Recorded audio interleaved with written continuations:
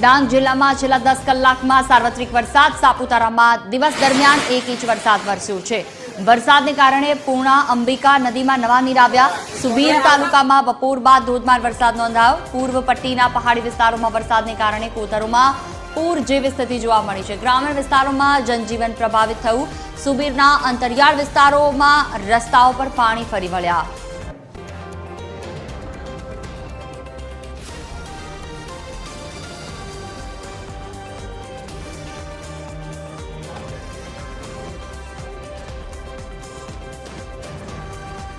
વધુ માહિતી સાથે સંવાદદાતા દેવેન્દ્ર ફોન લાઈન પર જોડાયા છે. જી દેવેન્દ્ર, જે રીતે સાપુતારામાં વરસાદની સ્થિતિ 1 ઇંચ જેટલો વરસાદ વરસ્યો છે, શું વધુ વિગતો?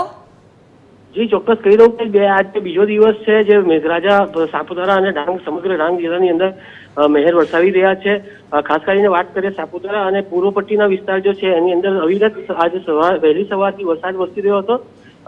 સાપુતારાની અંદર એક ઇંચ જેટલો વરસાદ છે, જ્યારે પૂર્વ પટ્ટીની અંદર જે છે એ વરસાદ હજુ આંકડા સામે નથી આવ્યા, પરંતુ જે પ્રમાણેના દ્રશ્યો સામે આવ્યા છે એ ચોક્કસ ચિંતા ઉપજાવે તેવા છે. પૂર્ણા નદી અને એના જે આસપાસની કોતરો છે એની અંદર પૂર જેવા દ્રશ્યો સર્જાયા છે. જોઈ બિલકુલ, તમામ જાણકારી બદલ આભાર.